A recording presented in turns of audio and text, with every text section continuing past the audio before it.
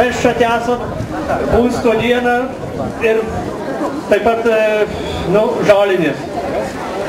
Čionajus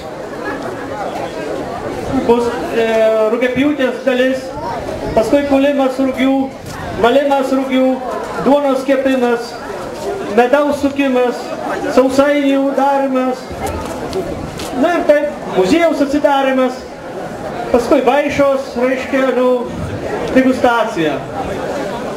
Linkiu gero pobūvio.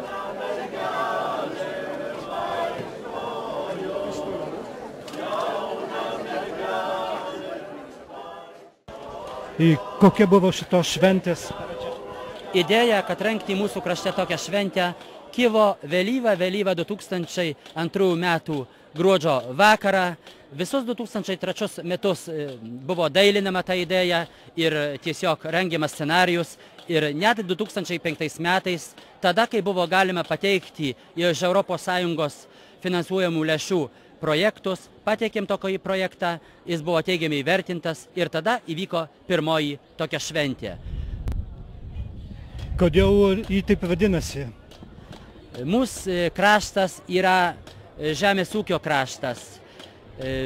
Seniau, pagaliau galbūt ir dabar, bet ypatingai seniau, kiekvienoje sodyboje, ypatingai tokiose sodybose, kurios čia stovėjo, būtent labai nederlingos žemės, labai skurdžiai žmonės gyveno, pagrindinė problema, kurią reikėdavo įspręsti, tėveliai turėjo būtent ją įspręsti, kad vaikučiams uždirbti duoną, kad ant stalo tas kepalėlis pakviptų duonos ir duona tiesiog buvo kaip šventas daiktas.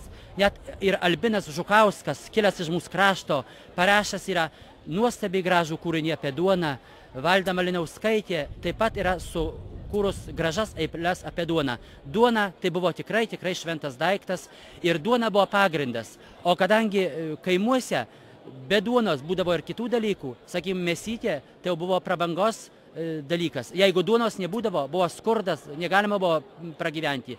Tai su mėsytė galima buvo taupiau gyventi ir irgi kažkaip išsiversti. Bet medus tai prabanga? Medus yra prabanga, bet medus tai irgi yra ypatingas produktas. Ta bitutė, mūsų tiesiog draugė, mūsų bičiulė, mūsų vargų ir darbo ir sumanimų bičiulė, jinai suneždama taip kruopščiai po labai mažai kruopelytei, sukaupdama tą medų, kartu į ten tikriausiai ir savo širdukę įdeda, nes medus yra ir labai maistingas, ir labai skanus. Ir be to medus yra nuo daug dalykų, turi gydomąsias savybės, o pagaliau midus, kurį daug kas žinom, irgi turi savo labai nuostabiai malonę galią. O pieno įvaizdis?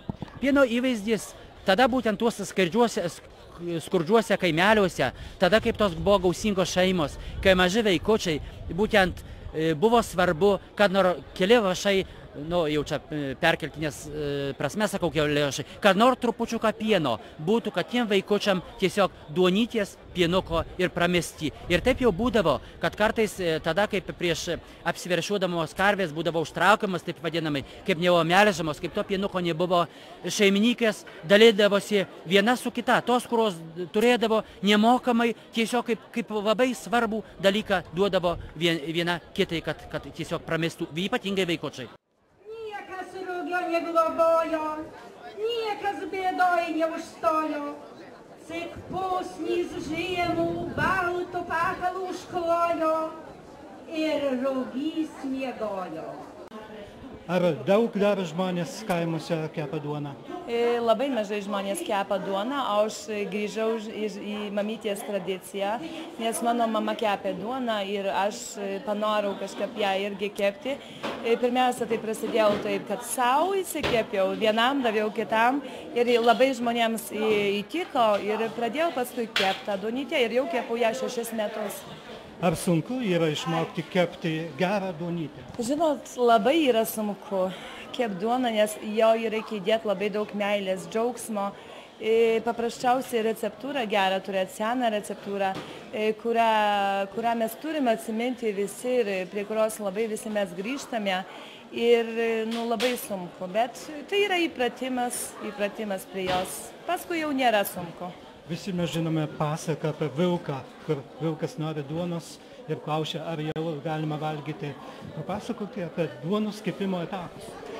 Duonos kepimo etapai tai prasideda iš vakaro.